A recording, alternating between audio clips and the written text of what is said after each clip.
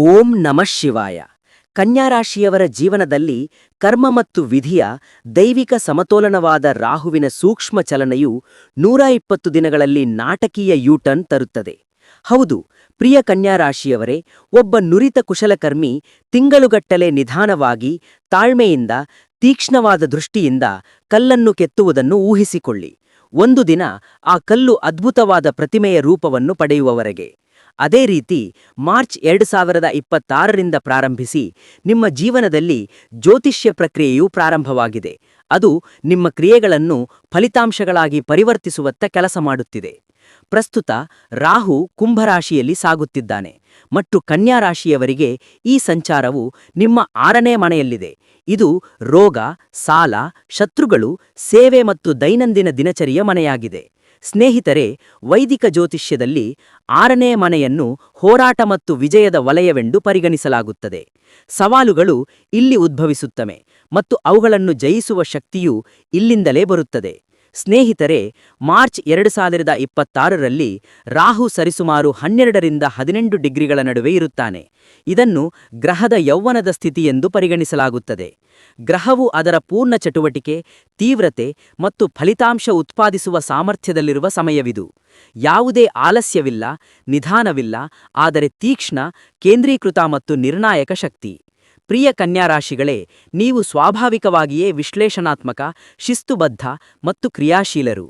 ನೀವು ಚಿಕ್ಕ ವಿವರಗಳಿಗೂ ಗಮನಹರಿಸುತ್ತೀರಿ ಮತ್ತು ಪ್ರತಿಯೊಂದು ಕೆಲಸವನ್ನು ಪೂರ್ಣಗೊಳಿಸಲು ಬಯಸುತ್ತೀರಿ. ಆದಾಗ್ಯೂ ಹಿಂದೆ ಸಾಲ, ಕೆಲಸದ ಒತ್ತಡ, ಆರೋಗ್ಯ ಕಾಳಜಿಗಳು ಅಥವಾ ಗುಪ್ತ ಪ್ರತಿಸ್ಪರ್ಧಿಗಳು ನಿಮ್ಮನ್ನು ಮಾನಸಿಕವಾಗಿ ದಣಿಜಿರಬಹುದು. ಈ ರಾಹು ಸಂಚಾರವು ಆ ಹೋರಾಟಗಳನ್ನು ತಿರುಗಿಸುವ ಸಾಮರ್ಥ್ಯವನ್ನು ಹೊಂದಿದೆ.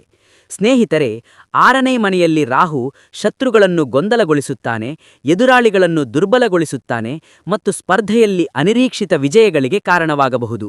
ಸ್ನೇಹಿತರೆ, ಈ ಸಂಚಾರವು ಗಮನಾರ್ಹವಾಗಿದೆ, ಏಕೆಂದರೆ ರಾಹು ಸ್ವತಃ ಆಳುವ ಶತಭಿಷ ನಕ್ಷತ್ರದಲ್ಲಿ ನೆಲೆಸಿದ್ದಾನೆ. ಒಂದು ಗ್ರಹವು ತನ್ನದೇ ಆದ ನಕ್ಷತ್ರದಲ್ಲಿದ್ದಾಗ ಅದರ ಶಕ್ತಿಯು ಅಡೆತಡೆಯಿಲ್ಲದೆ ಹರಿಯುತ್ತದೆ. ಸ್ನೇಹಿತರೆ, ಶತಭಿಷ ಎಂದರೆ ಸ್ವಯಂ ಚಿಕಿತ್ಸಕ, ಅಂದರೆ ಅನೇಕ ಪರಿಹಾರಗಳು. 6ನೇ ಮನೆಯಲ್ಲಿ ಅದರ ಸ್ಥಾನವು ದೀರ್ಘಕಾಲದ ಆರೋಗ್ಯ ಸಮಸ್ಯೆ ಸುಧಾರಿಸಬಹುದು ಎಂದು ಸೂಚಿಸುತ್ತದೆ. ಬಾಕಿ ಇರುವ ಸಾಲವನ್ನು ಮರುಪಾವತಿಸಲು ನಿಮಗೆ ಅವಕಾಶ ಸಿಗಬಹುದು, ಅಥವಾ ಕಾನೂನು ವಿಷಯವು ನಿಮ್ಮ ಪರವಾಗಿ ತಿರುಗಬಹುದು. ಆದರೂ ಎಚ್ಚರಿಕೆಯ ಮಾತು ಅಗತ್ಯ. ರಾಹು ಅತಿಕಾರಕ, ಅಂದರೆ ಅತಿಯಾದ ಅಂಶವೂ ಆಗಿದೆ. ಆದ್ದರಿಂದ ಅತಿಯಾದ ಕೆಲಸದ ಒತ್ತಡ ಅಥವಾ ನಿಮ್ಮ ಆರೋಗ್ಯವನ್ನು ನಿರ್ಲಕ್ಷಿಸುವುದನ್ನು ತಪ್ಪಿಸಿ. ಈ ಸಮಯದಲ್ಲಿ ನಿಯಮಿತ ದಿನಚರಿ, ಸಮತೋಲಿತ ಆಹಾರ ಮತ್ತು ಮಾನಸಿಕ ಶಾಂತಿಯನ್ನು ಕಾಪಾಡಿಕೊಳ್ಳುವುದು ನಿರ್ಣಾಯಕವಾಗಿರುತ್ತದೆ. ಸ್ನೇಹಿತರೆ, ರಾಹುವಿನ ಅಂಶವು ನಿಮ್ಮ 10ನೇ ಮನೆಯ ಮೇಲೆ ಬೀಳುತ್ತಿದೆ. ಇದು ವೃತ್ತಿಜೀವನವನ್ನು ಪ್ರತಿನಿಧಿಸುತ್ತದೆ. 12ನೇಯ ಮನೆ ವಿದೇಶಾಂಗ ವ್ಯವಹಾರಗಳು, ವೆಚ್ಚಗಳು, ಆಧ್ಯಾತ್ಮಿಕತೆಯನ್ನು ಪ್ರತಿನಿಧಿಸುತ್ತದೆ ಮತ್ತು 2ನೇಯ ಮನೆ ಸಂಪತ್ತು ಮತ್ತು ಮಾತನ್ನು ಪ್ರತಿನಿಧಿಸುತ್ತದೆ. ಇದರರ್ಥ ನಿಮ್ಮ ಕಾರ್ಯಗಳು ಮತ್ತು ಹೋರಾಟಗಳು ನಿಮ್ಮ ಆದಾಯ ಮತ್ತು ಸಾಮಾಜಿಕ ಸ್ಥಾನಮಾನದ ಮೇಲೆ ನೇರವಾಗಿ ಪರಿಣಾಮ ಬೀರುತ್ತವೆ. ಇದಲ್ಲದೆ ರಾಹು ಆಗಸ್ಟ್ 2026ರವರೆಗೆ ಈ ಶತಭಿಷ ನಕ್ಷತ್ರದಲ್ಲಿ ಇರುತ್ತಾನೆ ಮತ್ತು ಫೆಬ್ರವರಿ 2026ರಲ್ಲಿ ಅದರ ಪ್ರಭಾವವು ವಿಶೇಷವಾಗಿ ತೀವ್ರವಾಗಿರುತ್ತದೆ. ಇದು ನಿಮ್ಮನ್ನು ಒಳಗಿನಿಂದ ಬಲಪಡಿಸಿಕೊಳ್ಳುವ ಸಮಯ. ಆದ್ದರಿಂದ ಪ್ರಿಯ ಕನ್ಯಾರಾಶಿಗಳೇ, ನಿಜವಾದ ಗೆಲುವು ಅದೃಷ್ಟದಿಂದ ಮಾತ್ರ ಬರುವುದಿಲ್ಲ, ಆದರೆ ಶಿಸ್ತಿನ ಕ್ರಿಯೆಯಿಂದ ಬರುತ್ತದೆ ಎಂದು ಈ ಅವಧಿಯು ನಿಮಗೆ ಕಲಿಸುತ್ತದೆ. ನೀವು ಹಿಂದೆಂದಿಗೂ ಹೆಚ್ಚಿನ ಸಂಘಟಿತ, ನಿರ್ಧಾರಿತ ಮತ್ತು ಆತ್ಮವಿಶ್ವಾಸವನ್ನು ಅನುಭವಿಸುತ್ತೀರಿ. ನಿಮ್ಮ ಕಠಿಣ ಪರಿಶ್ರಮ ಇನ್ನು ಮುಂದೆ ಗಮನಕ್ಕೆ ಬರುವುದಿಲ್ಲ. ಆದ್ದರಿಂದ ಪ್ರಿಯ ವೀಕ್ಷಕರೇ, ಕೊನೆಯವರೆಗೂ ವಿಡಿಯೋವನ್ನು ವೀಕ್ಷಿಸಲು ಮರೆಯಬೇಡಿ. ಹಾಗೆಯೇ ಕಮೆಂಟ್ ವಿಭಾಗದಲ್ಲಿ ಜೈ ಮಾತಾದಿ ಎಂದು ಬರೆಯುವ ಮೂಲಕ ನಿಮ್ಮ ಸಕಾರಾತ್ಮಕ ಶಕ್ತಿಯನ್ನು ವ್ಯಕ್ತಪಡಿಸಿ. ಮತ್ತು ನೀವು ವಿಡಿಯೋವನ್ನು ಇಷ್ಟಪಟ್ಟರೆ ದಯವಿಟ್ಟು ಅದನ್ನು ಲೈಕ್ ಮಾಡಿ, ಚಾನೆಲ್ಗೆ ಸಬ್ಸ್ಕ್ರೈಬ್ ಮಾಡಿ ಮತ್ತು ಅದನ್ನು ನಿಮ್ಮ ಕನ್ಯಾರಾಶಿಯ ಪ್ರಿಯಪಾತ್ರಗಳೊಂದಿಗೆ ಹಂಚಿಕೊಳ್ಳಿ. ಏಕೆಂದರೆ ಕಾಲ ಸವಾಲುಗಳನ್ನು ಅವಕಾಶಗಳಾಗಿ ಪರಿವರ್ತಿಸುತ್ತಿದೆ ಮತ್ತು ಕನ್ಯಾರಾಶಿ ನಿಮ್ಮ ಒಳನೋಟವೇ ನಿಮ್ಮ ದೊಡ್ಡ ಶಕ್ತಿಯಾಗುತ್ತದೆ. ಆದ್ದರಿಂದ ನಿಮ್ಮ ಪ್ರತಿಯೊಂದು ಅಂಶವನ್ನು ಒಂದೊಂದಾಗಿ ಬಹಿರಂಗಗೊಳಿಸೋಣ. ಮೊದಲನೆಯದು ಕನ್ಯಾರಾಶಿ. ಮೊದಲ ಕನ್ಯಾರಾಶಿ ಜಾತಕ ಭವಿಷ್ಯವು ರಾಹು ಪ್ರಸ್ತುತ ನಿಮ್ಮ 7ನೇಯ ಮನೆಯನ್ನು ಸಕ್ರಿಯಗೊಳಿಸುತ್ತಿದ್ದಾನೆ ಮತ್ತು ಶನಿಯು ನಿಮ್ಮ ಕೆಲಸದ ಕ್ಷೇತ್ರದ ಮೂಲಕ ನಿಮಗೆ ಸ್ಥಿರತೆ ಮತ್ತು ನಿರ್ದೇಶನವನ್ನು ಒದಗಿಸುತ್ತಿದ್ದಾನೆ. ರಾಹು ಪ್ರಸ್ತುತ ಮೀನರಾಶಿಯಲ್ಲಿ ಇರಿಸಲ್ಪಟ್ಟಿದ್ದಾನೆ. ಇದು ನಿಮ್ಮ ನೇರ ವಿರುದ್ಧದ ಮನೆ, ಪಾಲುದಾರಿಕೆ, ಮದುವೆ, ಸಾರ್ವಜನಿಕ ವ್ಯವಹಾರಗಳು ಮತ್ತು ಒಪ್ಪಂದಗಳ ಮನೆ. ಗುರು ಮೀನರಾಶಿಯ ಅಧಿಪತಿ. ಆದರೂ ರಾಹು ತನ್ನ ಅಸ್ಪಷ್ಟ ತಂತ್ರದೊಂದಿಗೆ ಸಂಬಂಧಗಳು ಮತ್ತು ಒಪ್ಪಂದಗಳಲ್ಲಿ ಅಸಾಧಾರಣ ಅವಕಾಶಗಳನ್ನು ಸೃಷ್ಟಿಸಬಹುದು. ಇತ್ಯಂತರದಲ್ಲಿ ಶನಿಯು ಕುಂಭರಾಶಿಯಲ್ಲಿ ನಿಮ್ಮ 6ನೇ ಮನೆಯಲ್ಲಿ ಇರಿಸಲ್ಪಟ್ಟಿದ್ದಾನೆ. ಈ ಮನೆ ಶತ್ರುಗಳು, ಸಾಲ, ರೋಗ ಮತ್ತು ಸ್ಪರ್ಧೆಯನ್ನು ನಿರ್ದೇಶಿಸುತ್ತದೆ. ಶನಿಯು ತನ್ನದೇ ಆದ ಮನೆಯಲ್ಲಿರುವುದರಿಂದ ಇಲ್ಲಿ ಅತ್ಯಂತ ಶಕ್ತಿಶಾಲಿಯಾಗಿದ್ದಾನೆ. 6ನೇ ಮನೆಯಲ್ಲಿ ಇರಿಸಲ್ಪಟ್ಟ ಶನಿ ಶಿಸ್ತು, ಕಠಿಣ ಪರಿಶ್ರಮ ಮತ್ತು ತಂತ್ರದ ಮೂಲಕ ನಿಮಗೆ ಸ್ಪರ್ಧಾತ್ಮಕ ಅಂಚನ್ನು ನೀಡುತ್ತದೆ. ಅಲ್ಲಿಂದ ಅದರ ನೋಟವು ನಿಮ್ಮ 12ನೇಯ, 3ನೇ ಮತ್ತು 8ನೇಯ ಮನೆಗಳ ಮೇಲೆ ಬೀಳುತ್ತದೆ. ವಿದೇಶಾಂಗ ವ್ಯವಹಾರಗಳು, ಶೌರ್ಯ ಮತ್ತು ರಹಸ್ಯ ಯೋಜನೆಗಳಿಗೆ ಸ್ಥಿರತೆಯನ್ನು ತರುತ್ತದೆ. ಈಗ ಈ ಆಳವಾದ ಸಂಯೋಜನೆಯನ್ನು ಅರ್ಥಮಾಡಿಕೊಳ್ಳಿ. ಒಂದೆಡೆ 7ನೇ ಮನೆಯಲ್ಲಿರುವ ರಾಹು ಪ್ರಮುಖ ಒಪ್ಪಂದಗಳು, ಹೊಸ ಪಾಲುದಾರಿಕೆಗಳು, ವಿದೇಶಿ ಸಂಪರ್ಕಗಳು ಮತ್ತು ವೈವಾಹಿಕ ಸಂಬಂಧಗಳಲ್ಲಿ ಹಠಾತ್ ತಿರುವು ತರಬಹುದು. ಮತ್ತೊಂದೆಡೆ 6ನೇ ಮನೆಯಲ್ಲಿರುವ ಶನಿಯು ಶಿಸ್ತು ಮತ್ತು ಕಾನೂನು ಬಲದಿಂದ ಪ್ರತಿಯೊಂದು ಅವಕಾಶವನ್ನು ಸ್ವೀಕರಿಸಲು ನಿಮಗೆ ಕಲಿಸುತ್ತಾನೆ. ರಾಹು ಅವಕಾಶದ ಬಾಗಿಲನ್ನು ತೆರೆಯುತ್ತಿರುವಂತೆ ಭಾಸವಾಗುತ್ತದೆ ಮತ್ತು ಶನಿಯು ನೀವು ಅದರ ಮೂಲಕ ಸರಿಯಾಗಿ ಪ್ರವೇಶಿಸುವುದನ್ನು ಖಚಿತಪಡಿಸಿಕೊಳ್ಳುತ್ತಿದ್ದಾನೆ. ಸ್ನೇಹಿತರೆ, ರಾಹು ವಿಸ್ತರಣೆ ಮತ್ತು ಮಹತ್ವಾಕಾಂಕ್ಷೆಯನ್ನು ಸಂಕೇತಿಸಿದರೆ, ಶನಿಯು ಕಠಿಣ ಪರಿಶ್ರಮ ಮತ್ತು ವಾಸ್ತವವನ್ನು ಸಂಕೇತಿಸುತ್ತದೆ. ಪಾಲುದಾರಿಕೆಯ ಮಹತ್ವಾಕಾಂಕ್ಷೆ ಮತ್ತು ಕ್ರಿಯೆಯ ಶಿಸ್ತು ಒಟ್ಟಿಗೆ ಬಂದಾಗ ಫಲಿತಾಂಶ ಸಾಮಾನ್ಯವಲ್ಲ. ಈ ಸಂಯೋಜನೆಯು ಮುಂದಿನ 100 ದಿನಗಳಲ್ಲಿ ನಿಮ್ಮ ವ್ಯವಹಾರ ಒಪ್ಪಂದಗಳು, ವಿವಾಹ ಪ್ರಸ್ತಾಪಗಳು, ಸಾರ್ವಜನಿಕ ಇಮೇಜ್ ಮತ್ತು ಕ್ಲೈಂಟ್ ಬೇಸ್ನಲ್ಲಿ ಗಮನಾರ್ಹ ಬದಲಾವಣೆಗಳನ್ನು ತರಬಹುದು. ಸ್ನೇಹಿತರೆ, ನೀವು ವ್ಯವಹಾರದಲ್ಲಿದ್ದರೆ ನೀವು ಹೊಸ ಒಪ್ಪಂದ, ಹೊಸ ಪಾಲುದಾರ ಅಥವಾ ವಿದೇಶಿ ಸಂಪರ್ಕವನ್ನು ಎದುರಿಸಬಹುದು. ನೀವು ಉದ್ಯೋಗದಲ್ಲಿದ್ದರೆ ತಂಡದ ಕೆಲಸದ ಮೂಲಕ ಪ್ರಗತಿಗೆ ಅವಕಾಶಗಳನ್ನು ನೀವು ಕಾಣಬಹುದು. ವಿವಾಹ ಪ್ರಸ್ತಾಪಗಳು ನಿಮ್ಮ ದಾರಿಗೆ ಬರಬಹುದು, ಆದರೆ ತಾಳ್ಮೆಯಿಂದ ನಿರ್ಧಾರಗಳನ್ನು ತೆಗೆದುಕೊಳ್ಳಿ. ಏತನ್ಮಧ್ಯೆ 6ನೇ ಮನೆಯಲ್ಲಿ ಸೂರ್ಯನು ಚಂದ್ರನ ಮೇಲೆ ಇರಿಸಲ್ಪಟ್ಟಿದ್ದಾನೆ. ಶನಿಯ ಸ್ಥಾನವು ಶತ್ರುಗಳು ಅಥವಾ ಸ್ಪರ್ಧಿಗಳು ಸಕ್ರಿಯರಾಗಿರುತ್ತಾರೆ ಎಂದು ಸೂಚಿಸುತ್ತದೆ. ಆದರೆ ಅಂತಿಮವಾಗಿ ಗೆಲುವು ನಿಮ್ಮದಾಗುತ್ತದೆ, ಏಕೆಂದರೆ ಶನಿ ನ್ಯಾಯಯುತ ಮತ್ತು ಕಠಿಣ ಪರಿಶ್ರಮಕ್ಕೆ ಪ್ರತಿಫಲ ನೀಡುತ್ತದೆ. ಸ್ನೇಹಿತರೆ, ಇದು ಕೇವಲ ಅದೃಷ್ಟವನ್ನು ಅವಲಂಬಿಸುವ ಸಮಯವಲ್ಲ, ಬದಲಿಗೆ ತಂತ್ರರೂಪಿಸುವ ಸಮಯ. ನಿಮ್ಮ ಅನುಕೂಲಕ್ಕಾಗಿ ನಾವು ಈ ಸಂಪೂರ್ಣ ಅವಧಿಯನ್ನು 2 ಹಂತಗಳಾಗಿ ವಿಂಗಡಿಸಿದ್ದೇವೆ. ಇದರಿಂದ ನೀವು ಯಾವಾಗ ಅವಕಾಶಗಳನ್ನು ಬಳಸಿಕೊಳ್ಳಬೇಕು ಮತ್ತು ಯಾವಾಗ ಸಂಯಮವನ್ನು ವ್ಯಾಯಾಮ ಮಾಡಬೇಕು ಎಂಬುದನ್ನು ಅರ್ಥಮಾಡಿಕೊಳ್ಳಬಹುದು. ನೀವು ರಾಹುವಿನ ಅವಕಾಶಗಳನ್ನು ಶನಿಯ ಶಿಸ್ತಿನೊಂದಿಗೆ ಸಮತೋಲನಗೊಳಿಸಿದರೆ, ಈ ಅವಧಿಯು ಕನ್ಯಾ ರಾಶಿಯನ್ನು ಹೊಸ ಎತ್ತರಕ್ಕೆ ಕೊಂಡೊಯ್ಯುವ ಸಾಮರ್ಥ್ಯವನ್ನು ಹೊಂದಿದೆ. 2ನೇಯದು, ಕನ್ಯಾ ರಾಶಿಯವರಿಗೆ 2ನೇಯ ಭವಿಷ್ಯ. ಸ್ನೇಹಿತರೆ, ಮೊದಲ ಹಂತವು ಫೆಬ್ರವರಿ 28ರಿಂದ ಮಾರ್ಚ್ 28ರವರೆಗೆ. ಇದನ್ನು ನಾನು ಆಂತರಿಕ ಪರೀಕ್ಷೆಯ ಸಮಯ ಎಂದು ಕರೆಯುತ್ತೇನೆ. ಈ ಅವಧಿಯಲ್ಲಿ ರಾಹು ಶತಭಿಷ ನಕ್ಷತ್ರದ 3ನೇ ಹಂತದಲ್ಲಿ ಇರಿಸಲ್ಪಟ್ಟಿದ್ದಾನೆ ಮತ್ತು ಕುಂಭದಲ್ಲಿದ್ದಾಗ ನವಾಂಶದಲ್ಲಿಯೂ ಪ್ರಭಾವ ಬೀರುತ್ತಾನೆ. ಈ ಸ್ಥಾನವು ವರ್ಗೋತ್ತಮ ಪರಿಣಾಮವನ್ನು ಸೃಷ್ಟಿಸುತ್ತದೆ. ಇದು ರಾಹುವಿನ ಶಕ್ತಿಯನ್ನು ಗುಣಿಸುತ್ತದೆ. ಕನ್ಯಾ ರಾಶಿಯವರಿಗೆ ಈ ಸಮಯವು ನಿರ್ದಿಷ್ಟ ಆರ್ಥಿಕ ಮತ್ತು ಮಾನಸಿಕ ಪ್ರಕ್ಷುಬ್ಧತೆಯನ್ನು ತರುತ್ತದೆ, ಏಕೆಂದರೆ ರಾಹು ನಿಮ್ಮ 6ನೇಯ ಮನೆ, ಸಾಲ, ಶತ್ರುಗಳು, ಸ್ಪರ್ಧೆ ಮತ್ತು ದೈನಂದಿನ ಕೆಲಸದಲ್ಲಿ ಸಕ್ರಿಯನಾಗಿರುತ್ತಾನೆ. ಸ್ನೇಹಿತರೆ, ಈ ಸುಮಾರು 40 ದಿನಗಳಲ್ಲಿ ನೀವು ಅಸಾಮಾನ್ಯ ಅಶಾಂತಿಯನ್ನು ಅನುಭವಿಸಬಹುದು. ಪ್ರತಿಯೊಂದು ಸಮಸ್ಯೆಯನ್ನು ತಕ್ಷಣವೇ ಪರಿಹರಿಸಬೇಕಾಗಿದೆ ಎಂದು ತೋರುತ್ತದೆ. ಪ್ರತಿಯೊಂದು ಸ್ಪರ್ಧೆಯೂ ತಕ್ಷಣವೇ ಗೆಲ್ಲಬೇಕು. ಪ್ರತಿಯೊಬ್ಬ ಎದುರಾಳಿಯೂ ತಕ್ಷಣವೇ ಸಮಾಧಾನಪಡಿಸಬೇಕು. ರಾಹು ನಿಮ್ಮ ಕೆಲಸದ ನೀತಿಯನ್ನು ತೀವ್ರಗೊಳಿಸುತ್ತಾನೆ. ನೀವು ಇದ್ದಕ್ಕಿದ್ದಂತೆ ಉದ್ಯೋಗಗಳನ್ನು ಬದಲಾಯಿಸುವುದು, ಸಾಲವನ್ನು ಮರುಪಾವತಿಸಲು ಗಮನಾರ್ಹ ಅಪಾಯವನ್ನು ತೆಗೆದುಕೊಳ್ಳುವುದು ಅಥವಾ ಪ್ರತಿಸ್ಪರ್ಧಿ ವಿರುದ್ಧ ಆಕ್ರಮಣಾತ್ಮಕ ಕ್ರಮ ಕೈಗೊಳ್ಳುವುದನ್ನು ಪರಿಗಣಿಸಬಹುದು. ಆದರೆ ಇದು ರಾಹುವಿನ ಪರೀಕ್ಷೆ. ಸ್ನೇಹಿತರೆ, ಈ ಸಮಯದಲ್ಲಿ ನೀವು ನಿಮ್ಮನ್ನು ಚಾಲಕ ಎಂದು ಪರಿಗಣಿಸಬಹುದು, ಆದರೆ ವಾಸ್ತವದಲ್ಲಿ ರಾಹು ದಿಕ್ಕನ್ನು ನಿರ್ದೇಶಿಸುತ್ತಾನೆ ಎಂಬುದನ್ನು ನೆನಪಿನಲ್ಲಿಡಿ. ನೀವು ಕಾನೂನು ವಿವಾದಗಳು, ಸಾಲ ಒಪ್ಪಂದಗಳಲ್ಲಿ ತೊಡಗಿಸಿಕೊಂಡರೆ ಅಥವಾ ಯೋಜನೆಯಿಲ್ಲದೆ ಹೊಸ ಹಣಕಾಸಿನ ಅಪಾಯಗಳನ್ನು ತೆಗೆದುಕೊಂಡರೆ ಪರಿಸ್ಥಿತಿ ನಂತರ ಜಟಿಲವಾಗಬಹುದು. ಆದ್ದರಿಂದ ಮಾರ್ಚ್ 28ರವರೆಗೆ ತಾಳ್ಮೆ, ತಂತ್ರ ಮತ್ತು ಸಮಾಲೋಚನೆಗೆ ಆದ್ಯತೆ ಪಡಿಸಿ. ಹಣದ ವಿಷಯದಲ್ಲಿ 6ನೇ ಮನೆ ಸಾಲಗಳು ಮತ್ತು ವಹಿವಾಟುಗಳೊಂದಿಗೆ ಸಂಬಂಧಿಸಿದೆ. ರಾಹು ಇಲ್ಲಿ ಅನಿರೀಕ್ಷಿತ ಪರಿಹಾರವನ್ನು ಸಹ ನೀಡಬಹುದು. ಹಳೆಯ ಸಾಲವನ್ನು ಮರುಪಾವತಿಸಲು ನಿಮಗೆ ಅವಕಾಶ ಸಿಗಬಹುದು. ಬಾಕಿಯಿರುವ ಪಾವತಿ ಇದ್ದಕ್ಕಿದ್ದಂತೆ ಬರಬಹುದು, ಅಥವಾ ಕಾನೂನು ವಿಷಯದಲ್ಲಿ ನಿರ್ಧಾರವು ನಿಮ್ಮ ಪರವಾಗಿರಬಹುದು. ಆದಾಗ್ಯೂ ಈ ಆದಾಯವು ನಿಯಮಿತ ಸಂಬಳದಂತೆ ಇರುವುದಿಲ್ಲ. ಇದು ಇದ್ದಕ್ಕಿದ್ದಂತೆ ಮತ್ತು ವಿಭಿನ್ನ ಮೂಲಗಳಿಂದ ಬರುತ್ತದೆ. ರಾಹು ಸಣ್ಣ ಫಲಿತಾಂಶಗಳಲ್ಲ, ದೊಡ್ಡ ಫಲಿತಾಂಶಗಳನ್ನು ತರುತ್ತಾನೆ. ನೀವು ಇಲ್ಲಿಯವರೆಗೆ ಸಂಕುಚಿತ ಮನಸ್ಸಿನವರಾಗಿದ್ದರೆ ಈ ಸಮಯ ನಿಮಗೆ ವಿಶಾಲ ದೃಷ್ಟಿಕೋನವನ್ನು ನೀಡುತ್ತದೆ. ಆದರೆ ಎಚ್ಚರಿಕೆ ಅಗತ್ಯ. ರಾಹು ಗೊಂದಲವನ್ನು ಸೃಷ್ಟಿಸುತ್ತಾನೆ. ಕಡಿಮೆ ಪ್ರಯತ್ನದಲ್ಲಿ ಹೆಚ್ಚಿನ ಲಾಭವನ್ನು ನೀಡುವ ಕೊಡುಗೆಗಳನ್ನು ನೀವು ಪಡೆಯಬಹುದು. ವಿಶೇಷವಾಗಿ ಆನ್ಲೈನ್ ಹೂಡಿಕೆಗಳು, ಡಿಜಿಟಲ್ ಯೋಜನೆಗಳು ಅಥವಾ ನಿಮ್ಮ ಲಾಭವನ್ನು ದ್ವಿಗುಣಗೊಳಿಸಲು ಹಣವನ್ನು ಎರವಲು ಪಡೆಯುವುದು ಮುಂತಾದ ಪ್ರಲೋಭನಕಾರಿಗಳು. ನೀವು ದುರಾಸೆಯಿಂದ ನಿರ್ಧಾರಗಳನ್ನು ತೆಗೆದುಕೊಂಡರೆ ರಾಹು ಅಷ್ಟೇ ಬೇಗನೆ ನಷ್ಟವನ್ನು ಉಂಟುಮಾಡಬಹುದು. ಸ್ನೇಹಿತರೆ, ಈ ಹಂತವು ಗೆಲುವುಗಳು ಮತ್ತು ಸವಾಲುಗಳನ್ನು ತರುತ್ತದೆ ಎಂಬುದನ್ನು ನೆನಪಿಡಿ. ತಾಳ್ಮೆಯಿಂದಿರಿ, ತಂತ್ರವನ್ನು ಅಳವಡಿಸಿಕೊಳ್ಳಿ ಮತ್ತು ದುರಾಸೆಯಿಂದ ದೂರವಿರಿ. ನಂತರ ಈ ಸಮಯವು ನಿಮ್ಮ ಪರವಾಗಿ ನಿರ್ಣಾಯಕವಾಗಿರುತ್ತದೆ. ಸಂಖ್ಯೆ 3. ಕನ್ಯಾ ರಾಶಿ ಭವಿಷ್ಯ. ಸ್ನೇಹಿತರೆ, ನಾವು ಈಗ ನಿರ್ಣಾಯಕ ಘಟ್ಟವನ್ನು ತಲುಪುತ್ತೇವೆ. ಅಲ್ಲಿ ಸಂದರ್ಭಗಳು ಸ್ಪಷ್ಟವಾಗಿ ಬದಲಾಗುತ್ತವೆ. 2ನೇ ಹಂತವು ಮಾರ್ಚ್ 29, 2026ರಂದು ಪ್ರಾರಂಭವಾಗುತ್ತದೆ ಮತ್ತು ಮೇ 30ರವರೆಗೆ ಇರುತ್ತದೆ. ಈ ದಿನದಂದು ರಾಹು ತನ್ನ ನಕ್ಷತ್ರ ಹಂತವನ್ನು ಬದಲಾಯಿಸುತ್ತಾನೆ ಮತ್ತು ಮಕರ ನವಾಂಶವನ್ನು ಪ್ರವೇಶಿಸುತ್ತಾನೆ. ಇದು ಭೂಮಿಯ ಅಂಶದ ಘನ ಮತ್ತು ಪ್ರಾಯೋಗಿಕ ಶಕ್ತಿಯನ್ನು ತರುತ್ತದೆ. ಇಲ್ಲಿಯವರೆಗೆ ರಾಹುವಿನ ಚಲನೆಗಳು ವಿಚಾರಗಳು ಮತ್ತು ಅಸ್ಥಿರತೆಯ ಮೇಲೆ ಕೇಂದ್ರೀಕೃತವಾಗಿದ್ದವು, ಆದರೆ ಈಗ ಅದು ನೆಲವನ್ನು ಕಂಡುಕೊಳ್ಳುತ್ತದೆ. ಈ ಬದಲಾವಣೆಯು ಕನ್ಯಾ ರಾಶಿಯವರಿಗೆ ವಿಶೇಷ ಮಹತ್ವದ್ದಾಗಿದೆ, ಏಕೆಂದರೆ ರಾಹು ನಿಮ್ಮ ಜಾತಕದ 6ನೇ ಮನೆಯಲ್ಲಿರುತ್ತಾನೆ. ಇದು ಸ್ಪರ್ಧೆ, ಶತ್ರುಗಳು, ಸಾಲ ಮತ್ತು ಕೆಲಸದ ಕ್ಷೇತ್ರವಾಗಿದೆ. ಹಿಂದಿನ ಹಂತದ ಚಡಪಟಿಕೆ ಮತ್ತು ಮಾನಸಿಕ ಏರಿಳಿತಗಳು ಈಗ ತಂತ್ರ ಮತ್ತು ನಿಯಂತ್ರಣವಾಗಿ ರೂಪಾಂತರಗೊಳ್ಳುತ್ತವೆ. ಈಗ ನೀವು ಇನ್ನು ಮುಂದೆ ಸಂದರ್ಭಗಳನ್ನು ಬೆನ್ನಟ್ಟುವುದಿಲ್ಲ, ಆದರೆ ಅವುಗಳಿಗೆ ನಿರ್ದೇಶನ ನೀಡುತ್ತೀರಿ. ಇದು ಅನುಷ್ಠಾನಕ್ಕೆ ಸೂಕ್ತ ಸಮಯ.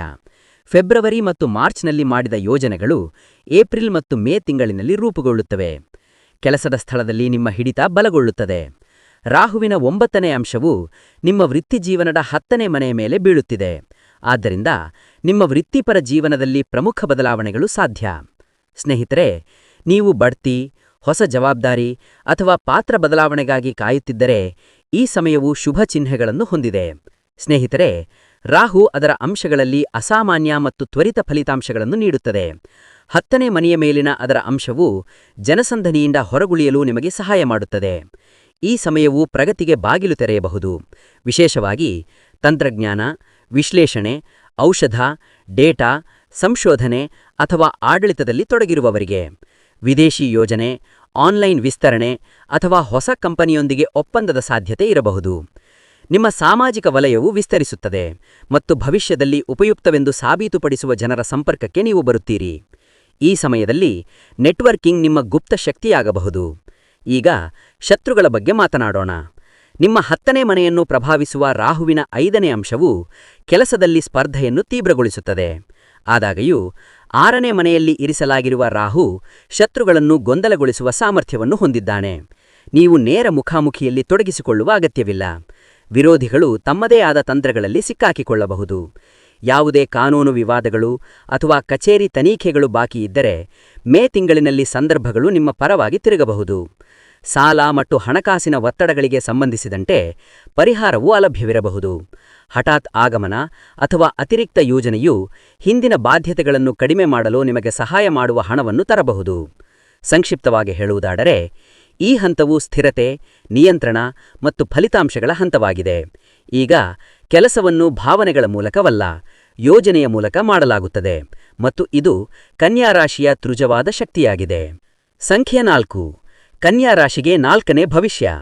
ಸ್ನೇಹಿತರೆ, ಈಗ ಜೀವನದ ವಿವಿಧ ಕ್ಷೇತ್ರಗಳನ್ನು ಹತ್ತಿರದಿಂದ ನೋಡೋಣ, ಏಕೆಂದರೆ ರಾಹುವಿನ ಪ್ರಭಾವವು ಪ್ರತಿಯೊಂದು ಕ್ಷೇತ್ರದಲ್ಲೂ ವಿಭಿನ್ನವಾಗಿ ಪ್ರಕಟವಾಗುತ್ತದೆ. ಫೆಬ್ರವರಿ 18ರಿಂದ ಮೇ 30ರವರೆಗೆ ರಾಹು ನಿಮ್ಮ 6ನೇ ಮನೆಯಲ್ಲಿ ಸ್ಪರ್ಧೆ, ವಿವಾದಗಳು, ದ್ವಂದ್ವಗಳಲ್ಲಿ ಬದಲಾವಣೆಗಳನ್ನು ತರುತ್ತದೆ. 6ನೇ ಮನೆಯಲ್ಲಿ ರಾಹುವಿನ ಸ್ಥಿತಿಯು ನಿಮ್ಮ ಶತ್ರುಗಳನ್ನು ಗೊಂದಲಗೊಳಿಸುತ್ತದೆ. ಆದರೆ ಇದು ನಿಮ್ಮ ಜೀವನದ ವಿವಿಧ ಕ್ಷೇತ್ರಗಳನ್ನು ಹೇಗೆ ಪ್ರಭಾವಿಸುತ್ತದೆ ಎಂದು ನೋಡೋಣ. ಸಾಲ ಮತ್ತು ಆರೋಗ್ಯದಲ್ಲಿದ್ದಾನೆ. ಆದ್ದರಿಂದ ಇದರ ಪ್ರಭಾವವು ಸಂಬಂಧಗಳು, ಕೆಲಸದ ಸ್ಥಳ ಮತ್ತು ದೈನಂದಿನ ಜೀವನದಲ್ಲಿ ವಿಶೇಷವಾಗಿ ಗೋಚರಿಸುತ್ತದೆ. ಪ್ರೀತಿ ಮತ್ತು ಸಂಬಂಧಗಳ ವಿಷಯಕ್ಕೆ ಬಂದರೆ ರಾಹು ಭ್ರಮೆ ಮತ್ತು ಆಕರ್ಷಣೆಯ ಅಂಶ. ಈ ಅವಧಿಯಲ್ಲಿ ಹೊಸ ವ್ಯಕ್ತಿ ನಿಮ್ಮ ಜೀವನದಲ್ಲಿ ಪ್ರವೇಶಿಸಬಹುದು. ವಿಶೇಷವಾಗಿ ಕೆಲಸದ ಸ್ಥಳ ಅಥವಾ ಸ್ಪರ್ಧಾತ್ಮಕ ವಾತಾವರಣಕ್ಕೆ ಸಂಬಂಧಿಸಿದ ಆಕರ್ಷಣೆ ತೀವ್ರಗೊಳ್ಳುತ್ತದೆ. ಆದಾಗ್ಯೂ ನಿರ್ಧಾರಗಳನ್ನು ತೆಗೆದುಕೊಳ್ಳಲು ಆತುರಪಡುವುದನ್ನು ತಪ್ಪಿಸಿ. ಈಗಾಗಲೇ ಸಂಬಂಧದಲ್ಲಿರುವವರು ಅನುಮಾನಗಳನ್ನು ಅನುಭವಿಸಬಹುದು. ಸಣ್ಣ ವಿಷಯಗಳಿಂದ ದೊಡ್ಡದನ್ನು ಮಾಡಬೇಡಿ. ಏಪ್ರಿಲ್ ನಂತರ ಪರಿಸ್ಥಿತಿ ಸ್ಪಷ್ಟವಾಗುತ್ತದೆ. ನಿಜವಾದ ಸಂಬಂಧ ಬಲಗೊಳ್ಳುತ್ತದೆ. ಆಕರ್ಷಣೆಯನ್ನು ಮಾತ್ರ ಆಧರಿಸಿದ ಸಂಬಂಧವು ಮಸುಕಾಗುತ್ತದೆ. ವಿದ್ಯಾರ್ಥಿಗಳಿಗೆ 6ನೇ ಮನೆ ಸ್ಪರ್ಧೆಯ ಮನೆಯಾಗಿದ್ದು, ಇಲ್ಲಿ ರಾಹು ನಿಮಗೆ ಅಸಾಧಾರಣ ಕಾರ್ಯತಂತ್ರದ ಚಿಂತನೆಯನ್ನು ನೀಡುತ್ತದೆ. ಸಂಶೋಧನೆ, ದತ್ತಾಂಶ ವಿಶ್ಲೇಷಣೆ, ವೈದ್ಯಕೀಯ, ತಾಂತ್ರಿಕ ಅಥವಾ ಆಡಳಿತಾತ್ಮಕ ಪರೀಕ್ಷೆಗಳಿಗೆ ತಯಾರಿ ನಡೆಸುತ್ತಿರುವವರಿಗೆ ಈ ಸಮಯ ಅನುಕೂಲವಾಗಿದೆ. ನಿಮ್ಮ ಮನಸ್ಸು ಸಂಕೀರ್ಣ ವಿಷಯಗಳನ್ನು ಆಳವಾಗಿ ಅರ್ಥಮಾಡಿಕೊಳ್ಳಲು ಸಾಧ್ಯವಾಗುತ್ತದೆ. ನೀವು ಶಿಸ್ತನ್ನು ಕಾಪಾಡಿಕೊಂಡರೆ ಸ್ಪರ್ಧಾತ್ಮಕ ಪರೀಕ್ಷೆಗಳಲ್ಲಿ ಯಶಸ್ಸನ್ನು ಸೂಚಿಸಬಹುದು. ವಿವಾಹಿತ ಮಹಿಳೆಯರು ಮತ್ತು ಕೆಲಸ ಮಾಡುವ ಮಹಿಳೆಯರಿಗೆ 6ನೇ ಮನೆಯಲ್ಲಿ ರಾಹು ಮನೆ ಮತ್ತು ಕೆಲಸ ಎರಡರಲ್ಲೂ ನಿರ್ಣಾಯಕ ಪಾತ್ರವನ್ನು ವಹಿಸುತ್ತಾನೆ. ಬಾಕಿ ಇರುವ ಯಾವುದೇ ಕುಟುಂಬ ವಿವಾದಗಳು ಅಥವಾ ಆರ್ಥಿಕ ತೊಂದರೆಗಳಿದ್ದರೆ ನಿಮ್ಮ ಸಲಹೆಗಳು ಪರಿಹಾರಗಳನ್ನು ಒದಗಿಸಬಹುದು. ನಿಮ್ಮ ಮಾತುಗಳು ಅವುಗಳ ಪ್ರಭಾವವನ್ನು ಹೆಚ್ಚಿಸುತ್ತವೆ. ಆದರೆ ನಿಮ್ಮ ಮಾತಿನಲ್ಲಿ ಕಠೋರತೆಯನ್ನು ತಪ್ಪಿಸಿ. ಸಹೋದ್ಯೋಗಿಗಳು ಅಥವಾ ಅತ್ತೆಯೊಂದಿಗೆ ಚಿಂತನಾಶೀಲವಾಗಿ ಸಂವಹನ ನಡೆಸಿ. 2 ಮುನ್ನೆಚ್ಚರಿಕೆಗಳೆಂದರೆ, ರಾಹು ಯಶಸ್ಸನ್ನು ತರುವ ಮೂಲಕ ಒಬ್ಬ ವ್ಯಕ್ತಿಗೆ ತನಗೆ ಎಲ್ಲವೂ ತಿಳಿದಿದೆ ಎಂಬ ಭ್ರಮೆಯನ್ನು ನೀಡಬಹುದು. ಸಲಹೆಯನ್ನು ನಿರ್ಲಕ್ಷಿಸಬೇಡಿ.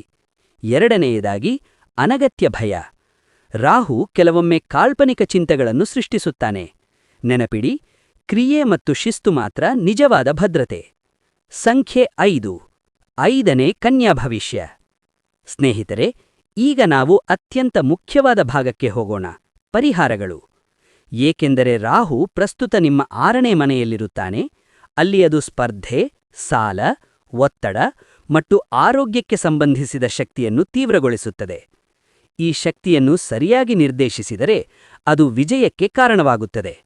ಆದರೆ ನಿಯಂತ್ರಿಸದಿದ್ದರೆ ಅದು ಆತಂಕವನ್ನು ಹೆಚ್ಚಿಸುತ್ತದೆ. ಆದ್ದರಿಂದ ಪರಿಹಾರಗಳ ಉದ್ದೇಶ ರಾಹುವನ್ನು ನಿಗ್ರಹಿಸುವುದು ಅಲ್ಲ, ಆದರೆ ಅದರ ದಿಕ್ಕನ್ನು ಸಮತೋಲನಗೊಳಿಸುವುದು.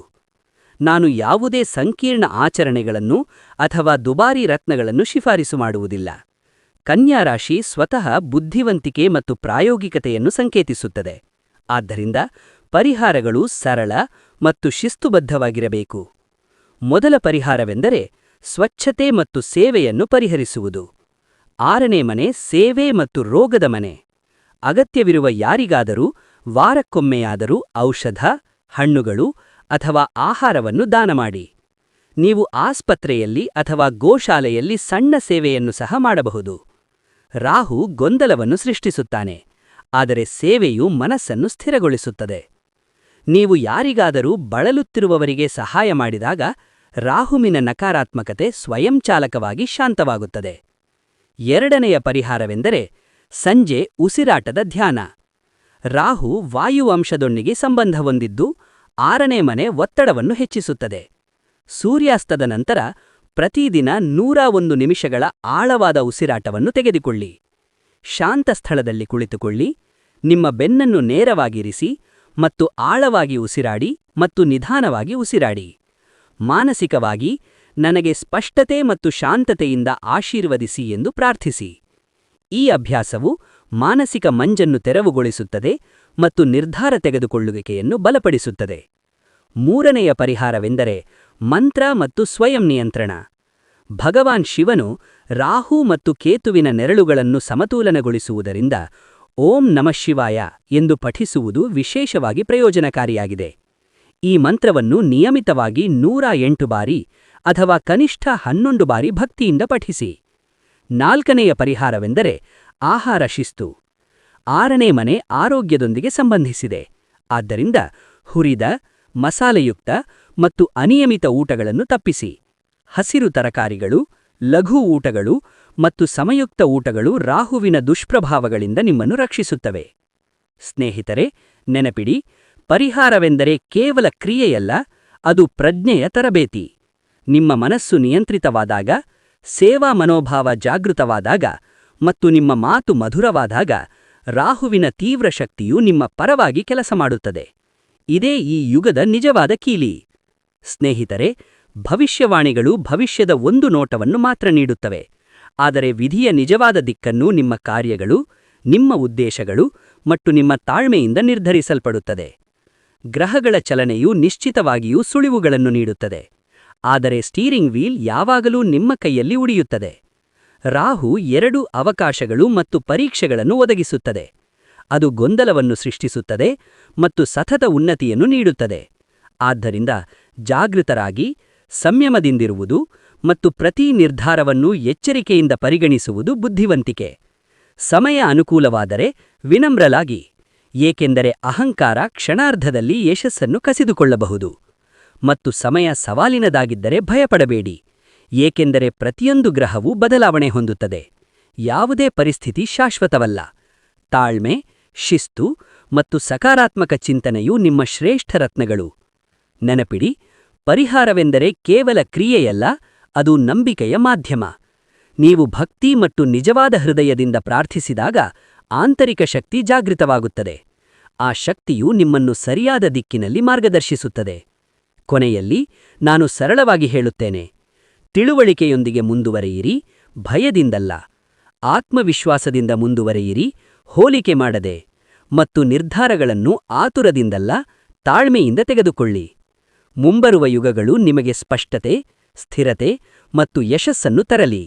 ನಿಮ್ಮ ನಂಬಿಕೆಯೇ ನಿಮ್ಮ ದೊಡ್ಡ ಶಕ್ತಿ. ಧನ್ಯವಾದಗಳು.